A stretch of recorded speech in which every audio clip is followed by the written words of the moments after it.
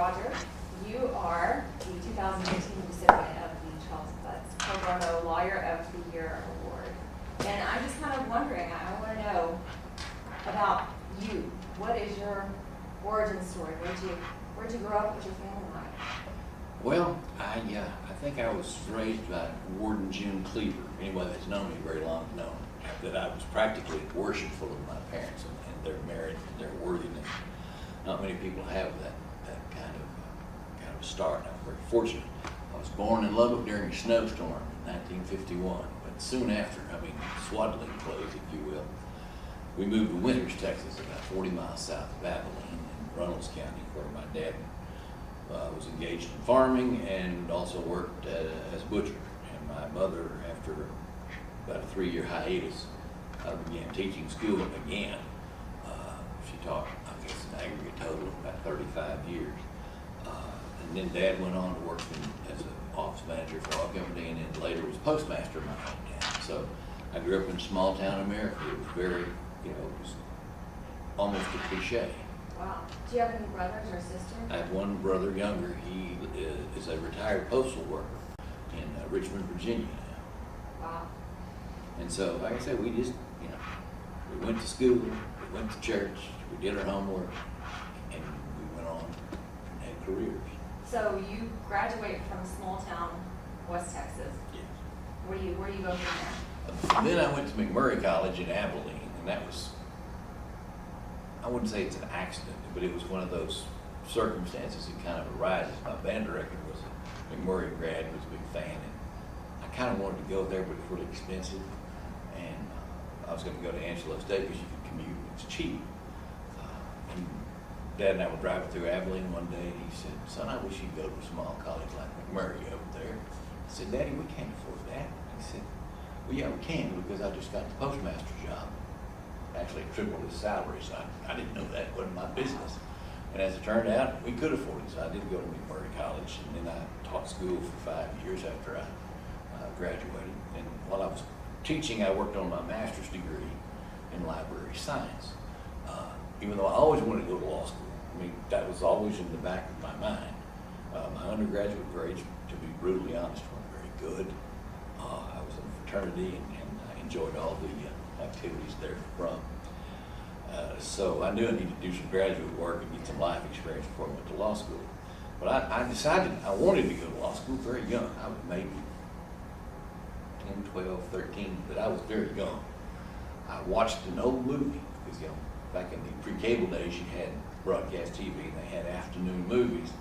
And one of the movies was Inherit the Wind, starring Spencer Tracy and Frederick March. It was the story of Scopes monkey trials. Everybody talks about Atticus Finch and To Kill a Mockingbird and all that. That's not the best lawyer movie. The best lawyer movie is Inherit the Wind. And it talks about the struggle between theocracy, if you will, and science, and free education, and fighting for lost causes. And even though Clarence Darrow, or the character whose name's something else in that, lost that case, he actually won in the long term for justice and the prevalent science prevailing over theocracy. And that always was kind of the thing I always remembered. In fact, I think it was 1991 when I was just licensed. I actually wrote an essay that was published in the Texas Bar Journal about how I came to be a lawyer, watching that movie, and how I went on an interview that was a terrible interview. It was, and I was offered the job. It wasn't that the interview went badly. It was that I didn't want to practice law like that. This guy was a businessman with a law degree, if that makes any sense. He talked about clients as though they were a product. He talked about his cases as though they were a product. And I wasn't having any of that. So I wrote this essay in 1991 about my practice, what I wanted to practice the law to be, and I tried to stick by that. Wow. So you know then, as a very young child, that you're going to be a lawyer. And you go, you get some life experience. How old were you when you went into law school? I had two fairly successful careers before I started law school. I was a school teacher for 5 years, and I was the director of a public library in Brownwood. and later the director of the Howard Payne University Library. And so I started law school when I was 34. I had a child that started kindergarten and a child that started second grade. And the mother of my children, my former spouse, was teaching at Coronado High School in Lubbock. So every day all four of us went to school. It was a great experience. We lived in a great neighborhood in Lubbock, and Lubbock holds a very dear place in my heart, not just because I was born there. I just like the town, and I like Texas Tech Law School. Our experiences there were pretty terrific. So, you graduated from law school. Tell me when you graduated, what did you envision your career looking like? Well, to accurately answer that question, you have to start with when I started law school, as opposed to when I got out. Because when I started law school, I had had a brief and sort of brutal career in the insurance industry. Not fancied myself a guy that knew a lot about numbers. And I thought, I'm going to be an estate planner, and I'm going to do this high-end stuff, and with very polite folks in tall buildings. And one thing I also found is you almost have to be related to somebody to get in that business. But number two, those classes were boring. They didn't stimulate me. They weren't like Inherit the Wind. And along the way, I met wonderful people who've been lifelong friends, like my friend Philip Wishcamper over here, or Wishy, as I call him. Colleague's first week of law school when I met Wishy. I found his last name out, and I said, the charter founding member of my fraternity back at McMurray, Ed Wishcamper. He said, oh, that's my Uncle Nunez. And so we've been friends ever since. And they called Ed Wishcamper Wishy, and so I just, gave him the same moniker. He's always been Wishy to me. He met Wishy, guys like the late Bob Ford, who was one of the great freedom fighters of our time. I miss him very much. So ask me something fun for folks. Well, I wanted to know what you wanted to do whenever you graduated. So anyway, we got out. I meet these guys that are way cooler than the stuffed shirt bankers. And they're my people. Yeah, we worked on cars on the weekend, we drank beers, we did things that the cool kids It was didn't the do. cool kids. You got in running with the cool kids. Well, and they were real, and they were. We didn't take ourselves that seriously, and we knew that we were going to do one of two things. We were going to prosecute, and you could tell them usually pretty early on. Or one of us were going to be, bomb throwers and Bolsheviks. And that was okay. We knew eventually that those people had prosecuted long enough that they had a soul, that they would come around. Some of them don't. But it just evolved that I just wanted to be in criminal law. And, all these things, like I say, accidentally I was a teacher, and accidentally I was a librarian, and accidentally I'm not going to be a, deep rug lawyer. I'm going to be in criminal law. I was offered a job with the Taylor County District Attorney's Office in Abilene. This is right out of law school. Right out of law school. About 6 months after I got out of law school. And the district attorney then, who's now a district judge, said, I know your political leanings are not quite the same as mine. He was slightly mistaken, but that's beside the point. He said, I guess in about 6 to 12 years, I'm going to have to run against you or fire you. I said, probably not, but okay. And then, about the same time, I got an offer to work for Stan Brown, who's been a friend and mentor all these years. And I just decided, why am I going to work for the district attorney? Though I would have gotten a lot more trial experience, granted. Why would I want to work for the district attorney for 2 years, 4 years, 6 years, 8 years, and then go do defense work? When defense work is what I always wanted to do, so I just went straight in. And worked for Stan for a while, and worked for another lawyer for a while, and I found out about the time I turned 40 that I'm just too darn cantankerous to have a boss. So I went out on my own about a month before my 40th birthday. And practiced in Abilene for 14 years, and I was tired. I mean, I was working those long hours. Wishy always says I'm lazy, and I am. It's probably because I'm a bad time manager more than anything else. And I'm gonna tell a story about wishing one in just a minute, about what he challenged me on, and I got him, because I always do, eventually. Anyway, we just worked and worked and worked, and I was tired, and there was a parole board member office down the hall from me in Abilene, and he said, "Didn't you just go on some interviews?" I said, "Yeah." He said, "Are you looking for a job?" Maybe. Okay. Didn't think anything about it. About 3 weeks later, he pushes this piece of paper in front of me, and it says, "Assistant General Counsel, Texas Board of Pardons and Paroles." He says, I can't help you, even though I'd actually represented 2 of his children, and he actually gave me money for a campaign when I ran for office. He could have nothing to do with that. And so I applied, and the general counsel saw that my office address was the same as the parole board members. I found this out way after the fact. And she called him and said, "What about this Nichols guy?" And he said, "Well, you ought to give him an interview. If nothing else, you get a couple of laughs out of him." Those were, she said, that's all he said. In fact, he came later and told me that. That's all he said. So I couldn't say anything else, but we'd get a couple of laughs. So I went to interview with Laura McElroy, who was the general counsel for the Texas Board of Pardons and Paroles. And she was born in Rawls, just east of Lubbock. Went to Texas Tech Law School. When she and her husband lived in Lubbock and later worked for the DA's office for a little while, we actually lived on the same block of 32nd Street, but in different times. They moved out 3 months before I moved in to start law school. And the craziest circumstance, besides the fact that we lived on the same block and the same street, is we both owned Peugeot automobiles at one point in time in our life. Nobody owns French cars, but we both did. So interviewing with Laura McElroy was like meeting a long lost sister.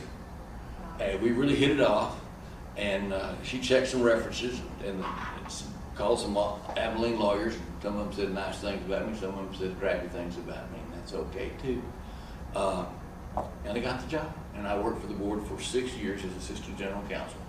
Then went back into private practice. I don't like working for the government all that much. I told you I'm too cantankerous to have a boss. But I did leave the board I was recruited by Gary Cohen, who's a big deal in parole. I worked for him for 2 years and then went back out on my own because I like being on my own. So in 2011, I opened my own shop and have been doing parole release work ever since.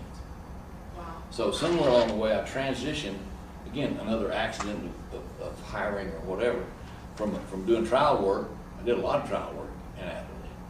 I was the first guy to offer up the battered wife syndrome in a murder case in Taylor County. I found out that those Christians in Taylor County think that woman taking a whooping from her husband is a part of her Christian duty, because my girl's still in prison for that murder, but hey, you can't win them all. I tried. Yeah, I had the NOAA Project social worker testified for me. She testified against the defense, or for the state rather, whatever you want to say, 39 times. She testified for me in that trial. We still lost because I guess it's your duty to take a good whooping from your husband. You're supposed to submit and all that stuff, I guess. Don't get me started preaching about preaching. But anyway, like I say, I worked for Gary, got out, but like I say, somewhere mid-career, I just became a bureaucrat and then transitioned into doing this kind of administrative law that I'm doing now. Interesting. So you live in Austin right now? I live in Austin. But you travel all over? All over the state. Next week I'm coming back to San Antonio. The next day I'll be in Huntsville. Then I get a day off to drive to Amarillo. How are you in Austin after all of that stuff in West Texas? Why are you living in Austin? Well, Austin is, I call West Texas my ancestral home. And it is, and it always will be. When I come off the hill and between the Coleman and Reynolds County border, and I see that valley out there, and I know my little old farm's over there, I get this warm feeling, because it's home. But I do not want to always have to be on guard and always want to have to swing the axe of battle every day, all day. And quite frankly, some of the people I grew up with have some attitudes that I find off-putting. And when I came to Austin many times as a kid on vacations and such. But I remember when I was 18 years old, I came down here for the state solo and ensemble contest, where I used to be a trumpet player. Used to be pretty good. Had a music scholarship to college and all that, but I just thought, man, this is a good place, and I want to be here. And for the next 30-something years, every time I had some spare time, I would come to Austin to play, or just to, hang out. And when this job opened up with the Board of Bargains and Baroque, it's in Austin. Okay. And so I stayed there for 6 years, and I'm pretty well ensconced. I do a little trial work in Travis County, not very much, enough to remind my fellow criminal defense lawyers in Austin that I'm there, so that they'll refer me for other work. Right. I just like it there. There's no place I can live like I want to live. I mean, I've got a beautiful, I'm leasing, I don't own it because I don't have that kind of money, but I'm leasing a beautiful condo with a wonderful view of the downtown skyline, and just, it's a happy place for me to live. I don't think it's always gonna be a nirvana for me. I might move, or I might move to a suburb. I kind of doubt it. If I could move to another city, but I don't foresee that right now. So, you always wanted to be a criminal defense attorney. So I shouldn't say you always wanted to be, you've always been a criminal defense attorney as a licensed practitioner. Mm-hmm. When did you join UCLA? 1990, Stan Brown paid my dues. He said, "You're gonna join TCDLA." Y'all know Stan. That was Yeah. a perfect invitation to Stan. And I came to the Rusty Duncan. I started working for him in June, and we came to the Rusty Duncan in June of 1990. Wow. Have you always been just real active in it? Or were you able to continue doing that whenever you were with the No, board? I was not. I just stopped paying my dues, but I still somehow managed to get the magazine and stuff like that. But that was the funny thing, that one of the bureaucrats at the board said, I know what you really are. You're a criminal defense lawyer. I said, yeah. I said, that Constitution means a whole lot more to me than your administrative rules. So as long as we abide by this, these are okay. When these contradict these, we're gonna have a problem. I'm happy to say, snarkily happy to say, I was asked to write opinion memos on 5 pieces of litigation that came before the board, writs and such. And I wrote opinion memos, and my supervisor, not McElroy, but the subsequent one, took me off litigation because she didn't like the answer. And all 6 of those came out, and it looked like I wrote the opinion. I was right on all 6 of them, which was one of the frictions of working in an agency is you represent the agency, and you're supposed to represent the status quo. But as a lawyer, you've taken an oath, and you have to say, this does not meet constitutional muster, and the courts are going to smack us. And the agency doesn't like that because they like the status quo. Every agency in the state of Texas ought to have underneath their seal, because we've always done it that way, as their motto. Because that's what they really mean. Yeah. And so, even though the board ignored my advice 6 times in 1 year over all 6 of these pieces of litigation, the Constitution and the courts did the right thing and told them what to do. So were those some of your favorite cases? The ones that you guys are saying, told you so? Well, no, because they just look at you like, yeah, smart aleck. They don't care. They really don't care. They'll just say, well, we'll fight them on the next one. I mean, reform in criminal defense, reform especially in penal institutions and post-release, that's a war of increments. There are no big victories. They're just wars of attrition. You just bite one bite at a time. I mean, one of the cases that came up that made me want to quit, and I did, was a case that came up as a motion to reopen. If you have a parole revocation hearing, you have a right to appeal it. It's not called an appeal, it's called a motion to reopen. And Scott Hogan took this case up, and Scott was right. He was absolutely right on the law, but he wasn't right on the regs. This guy was labeled a sex offender when he was not a sex offender. In the file, in the motion to reopen, was a letter from the district attorney that prosecuted him and said, this is not a sex case. And I took it to my supervisor and I said, we need to let this guy go. He's not a sex offender. He's on the sex offender case load. I understand that, but he's not a sex offender. see the DA's letter here? Said, he's on the sex offender case law, did he violate the conditions? Yes, he did. Then denied the motion. That was one of those times where I would have had to say, had I been called to court, I was only following orders. And I said, damn it, I'm not doing that. And that's when I decided I was getting out. That's when I knew I was getting out. And about 3 months later, maybe not even that long, that I tendered my resignation and went back into private practice. And about 4 months after that, in a flash of brilliance, the Court of Criminal Appeals reversed and let the guy out. I mean, Scott did a writ, and it was granted, because the Court of Criminal Appeals is not big on granting writs. That's not their thing. And in fact, this is to be commemorated because it still makes me mad as hell. My then supervisor said, it doesn't matter. He'll be 2 or 3 or 4 years going through the writ process, and then by then he may make parole again. I said, it's not right to put him back in prison.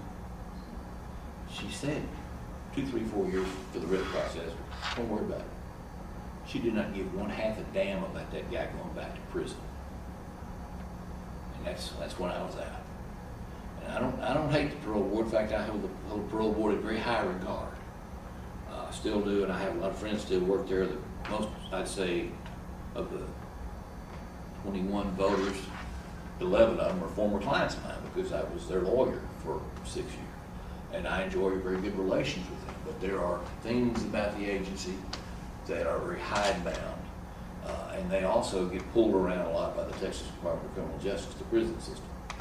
And when I worked for the board, half of my job was keeping my board members and my hearing officers out of the grease that TDCJ tried to drop me. The Texas Department of Criminal Justice makes the Russian Politburo look like a bunch of amateurs. And I don't say nice things about TDCJ almost any time. I actually said something nice about them once this week, so I'm over my quota. So tell me about some of your favorite cases in private practice. Well, the saddest but my favorite case was Rita. I won't say her last name for 2 reasons. One, I don't want to put it out there. 2, I can't remember. Is the murder case with the battered wife syndrome. I mean, the case was a mess. They'd been together 39 years without benefit of marriage, had 5 kids, and infidelity was sort of a hobby of theirs, back and forth. But they always managed to get back together. And she found out he was leaving town with the mistress du jour, and she went over there, and what happened, of course, we never know. That's what I like about trying murder cases. One person that knows what happened didn't hear to testify. But whether there was a fight or whether there was not a fight, it looked like there was, but the jury didn't buy it. She shot him up good, shot the snot out of him. And we proffered self-defense in the battered wife syndrome, and they didn't buy it. She did some kind of nutty stuff afterward. That case I liked. I tried a misdemeanor assault case. I never will forget it because it was such a hilarious case. In Abilene, there are 3 colleges: McMurray College, where I matriculated, Hardin-Simmons University, a Baptist college, and Abilene Christian University, which is the holy of holies for the Church of Christ. And my client was an ACU student, and his fraternity at ACU, they call them social clubs. They can't call them fraternities because fraternities are nasty. They call them social clubs. They dance and drink. Yeah, but they hide it. Well, they're such Pharisees about it. That's what I love. Is this guy was a mascot for the ill-fated semi-pro baseball team in Abilene. He was also a male stripper, and he was an officer in this social club. Yeah, he was a male stripper. That's the thing. And the assault was, he hit somebody with a gun, whether it was a real gun or a BB gun. He said it was a BB gun, and I still got a BB gun because my son had one just like it was a BB pistol. He's got the evidence tag. But when you went to this kegger, there was a louvered door, and you slipped a $5 bill inside the louver, and a hand would hand you a red Solo cup because that's what we all drink out of when we're at a kegger, right? And so that way there was no face-to-face transaction. Those Good Church of Christ had plausible deniability, you see. And then they'd all get Well, the jury there was 5 Baptists and a Methodist. The two in West Texas where you go to church support. Yeah. The two prosecutors were Baptists, and I was nominally an Episcopalian. The judge was a Church of Christ preacher who went to law school and became a lawyer. And usually it's the other way around. Lawyers usually become preachers. He was a preacher who became a lawyer. And one of these pretty boy witnesses, he came in one of his Armani suits and sat like this and looked at the jury, and he'd been coached on how to testify. He was a marketing major. He graduated. And he was selling shoes. You know, he paid $125,000 for an ACU education. He was selling shoes in Houston. And so I said, we had previous testimony that there were 250 people at this case. I said, so is this a big party? He said, well, I call it moderate by ACU standards. I'd say, so, really? Of course, the jury's chuckling. I said, well, now, a lot of people there, right? Oh, well, it was a pretty good crowd. So, people were drinking. Well, yes, sir, they were. Were there people smoking cigarettes? Yeah, a few, I'm afraid so, yes. I said, were there girls there? Oh, yes, lots of pretty girls there. I said, really? Was there music? He said, oh, yeah, there was music. I said, was there any dancing? And he puffed up like a toad. He said, well, not that I saw. And the jury just broke. If you practice law right, TV's ruined for you because a whole lot cooler stuff happens in the world than the crap you watch on television. I mean, and the only person who didn't just bust a gut in that room was the witness and the judge. Everybody else was howling, you know.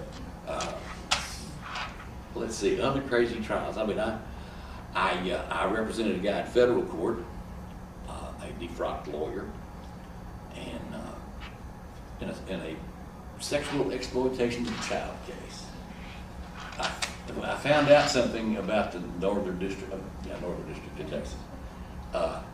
If you videotape yourself with a young man 5 times, and then you've got several young men, anyway, the question at sentencing, the only question we had at sentencing was, how do you count victims? If you videotape yourself with Johnny 5 times, is he one victim or 5? Well, I can tell you Judge Cummings believes there are 5. You are correct, sir. so we went from 15 victims to 79. Woo. Yeah, he got it. Now, and he got the max. That Judge Cummings maxed him out. Yeah. But that's not the cool part of the story to me. Dick Baker brought the evidence in on a Walmart cart.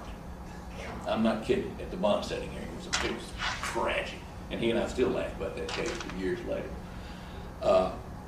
He was meaner than hell to me at that case, I might add. How many years later? 98 to about 04. That's 6 years later, 7 years later. My boss at the Board of Pardons and Paroles, I just started working there. She said, there's this crazy reopening. We reopened the case because the facts don't fit the evidence. I mean, the evidence doesn't fit the allegations. They're giving this guy a new hearing. I want you to go down there and watch it. So I drove down to Beeville early one morning. And a detective and 2 forensic sex victim examiners were there from Pharr, Texas, Pharr, way down to that. And we were talking about sex offenders. My guy, they had lost him somewhere in the prison unit. His lawyer was waiting and the hearing officer was waiting, and I was just an observer. We were talking, and I said, yeah, I represented a guy who's a textbook serial offender, and if they don't use him as a case study, I'd be surprised. We start talking about a little bit about the facts in this case, and these 2 forensic examiners and the detective kind of whispering to each other, nudging each other. And finally, one of them says, Mr. Nichols, was your guy's last name Hessen? I said, yeah, Terry Hessen. They said, you were Terry Hessen's lawyer? Yeah. All of a sudden I'm a superstar because they do in fact use that case as a case study. Wow. In serial pedophilia cases. The guy that I represented in federal court in Lubbock. And then all of a sudden it became a modest form of hero worship because they said, I only got 20 years. That's amazing. Because we all talk about that in the case, this guy only got 20 years for this buffet of depravity. I just kind of did one of these. The backstory on that is, that's the maximum under the federal statute. The district attorneys in 3 counties were working like the devil to find a state case, a victim that would cooperate so they could give him life on a state offense. And they tried for 2 years to find a state victim so they could give him life, and they never did. So the underlying story is, I got maxed out, but it looks like a win to the rest of the world, so I'll take it. So you've been practicing, let's see, you said you graduated in 89. 89. Class of 89, I was licensed in January of 1990. So you've been practicing for a while. 28 years. But I got to tell you a story about my signing in, because I think it's really important for those. My Lubbock friends are going to love this. I lived on the same block, 3 houses down. My house, 2 in the middle, and on the other corner from the late Judge Bean. Can't remember his first name. Help me out here, wish you. Back then, I called him all Judge. Judge Bean. Yeah. Anyway, little scrawny guy, had a hat about this big. And I'm out there mowing the lawn one day, and he comes ambling down with his cane and his big old cowboy hat. He says, I'm Judge, I can't give his name, his first name. He said, I'm kind of the cock of the walk around here, so I'm a retired judge. This is kind of my neighborhood. So what's your story? I tell him, I'm starting law school. He's pretty happy about that. And he knew my uncle, who was a dentist in Lubbock. And he said, I don't ordinarily do this for law students, because, well, they're students. He said, but I have a little happy hour on Friday afternoon. Any Friday year round at 5, come on down and have a drink with us. And Aubrey Jan Fouts would come, and Dirk Murchison, and Tom Whiteside, and a bunch of those lawyers would all, different guys, different days, and you didn't come every day, and I didn't come every day, but when I was, at or about and was free to go, I'd walk down the hall or down the street, have a beer with Judge and his wife. And January 12th, 1990, I got my little oath, printed it off on my dot matrix printer, because I got numbers up. And I went down to the happy hour, and that's where I raised my hand and swore it in myself in and got sworn into the bar. Was at Judge Bean's coffee table, or kitchen table there in his kitchen. Dirk Murchison and Aubrey Jan Fouts signed the back of my license. And about a week later, Judge Bean's wife died. And then about 10 days or 15 days after that, he died. At the gathering that the Lubbock Bar always has for lawyers who pass, Aubrey Jan Fouts talked about, that, the swearing in, and I found out I wasn't the only guy sworn in there, but I was the last one. That may have been what done him in, for all I know. But I just remember what Aubrey Jan Fouts said about Judge Bean. I've applied it to myself. He said, Judge Bean was a right smart of a cusser. and I am too. But I always fondly remember that afternoon. I wanted Tom Whiteside to be there, but he was off doing something, like trying some case somewhere else, because Tom's a good friend of mine, still is. And but that was the kind of special thing that I remember about Texas Tech law and my friends in the Lubbock Bar, and that's why I stay with you, is those kind of memories, those kind of friendships, those kinds of affiliations. Aren't you still a member of LCDLA? If a check cleared, it is. I think I owe them this year, but yeah, I stay an associate member of Lubbock Criminal Defense Lawyers Association. Sure do. I have an extraordinary amount of respect for the Lubbock Criminal Defense Lawyers Association, and my friends in Austin, we look to you a lot of times, because there's just a different mindset. In Austin, there's a lot of crazy market pressure that changes the practice of law in a way that I don't think is very good. One thing I'll say about the LCDLA is they'll lock arms, raise their fists, and say, to hell with you. When I first got licensed back in 1990, Travis Ware was DA. They were letting you plead 3 months off of the max for DWIs, and that's practically malpractice. And so LCDLA said, well, fine. And they teed them all up. They set every DWI case for trial. Also, about that time, they had a bunch of abortion clinic protesters. There were about 70 or 80 of those cases. And that guy, whose name I can't remember, didn't know most of those pro bono. Garza was just right. Yeah, Carson. He set all of his for trial. Well, these county court of law judges are used to trying about 2 a month. We're trying 3 a week. They were having to earn that 100 and a half a month, 100 and a half a year they were making. And at some point, after about 9 or 10 months of that, the judges called Travis in and said, son, you need to get right about this. And all of a sudden, it got a whole lot better to practice law in London. Took a couple of years to clean that mess up too. Sure did, but the Lubbock Criminal Defense Lawyers Association locked arms and said, hell no, we won't go. And it worked. And I'm proud of it. So do you have any kind of, based on your years of experience and non-traditional background, got any kind of wisdom to share posterity? Well, I don't know that my background's all that non-traditional, but okay. Just love what you do. If you don't love it, do something else. And work hard at what you do. This is a cool way to make a living. Even if you don't make a good living, it's a cool way to spend your day. I am officially, without a doubt, a one-trick pony. If I couldn't do this, I just have to go live at the farm and, eat jackrabbit for the rest of my life because I don't know how to sell cars. My library science education has almost been revoked by technology. I'm too old and cantankerous to teach school. I'd probably just shoot a kid. And so, I've done this so long, 28 years. That's all I know how to do. I don't play golf. I don't sail boats. I used to. I kind of quit that because this stuff consumes you.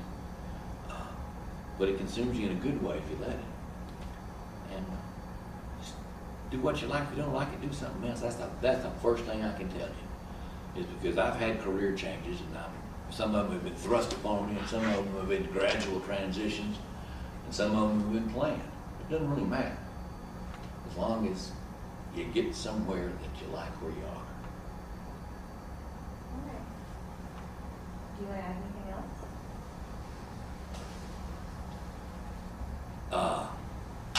Join TCDLA, join your local association, and be active. Be more active than I've been. Because I haven't been as active as I should have been. Still time. Oh, can I tell my wishy story? Oh, yes, sir. Oh, yeah. No. Shit. Yeah. Once we were at the Capitol, right after I started working, listen, it was right before I started working for the board. We were at Galveston at a Capitol seminar. And Bob Ford, our brother Bob, came up, sat one side of me, Wishy came, sat up the other, and then Bob said, well, Rod, you still phoning it in? Because they just never thought I worked hard at what I did, because I didn't practice law with my fist raised like Bob did. And of course, Wishy's been a virulent anti-death penalty campaigner all his career. And so Wishy chimes in and says, yeah, fat boy. By the way, that's his nickname for me. He's called me fat boy since I weighed 80 pounds less than I do now. So I guess he's going to start calling me really fat boy. He said, yeah, when are you going to stand in front of one of these capital cases? I said, I don't need that. Soon after that, I got a job with the board. When I worked for the board, I summarized for votes by the board and review by the governor's office 50 capital cases. And The early 2000s then. Yeah, the early 2000s. I started working for 2003. I got hired in 2003. And so I cornered old Wish and I said, look here, I've stood another 50 of those son of bitches. What do you think now? I said, and that's one thing I didn't mention that I'm very proud of, that I shouldn't be prideful because my people were taught not to be prideful. I wrote the memo that the board reviewed, and they voted to commute a death sentence to life for the first time since Furman versus Georgia. I wrote that memo. It was for Kelsey Patterson. And because Rick Perry a pox on his house, went ahead and killed him. We got life without parole in this state, the next legislative session. Kelsey Patterson died for our sins. But I wrote the memo that got Kelsey Patterson the commutation vote, and that's one of my proudest accomplishments. Because he was as batty as a belfry, and he never should have been executed. He may have had to spend the rest of his life in a mental institution, but he shouldn't have been executed. We didn't even talk about it today, did we? But we'll talk about it later. There's more to that story. Roger, thank you. Appreciate it. All right. Well, I appreciate it.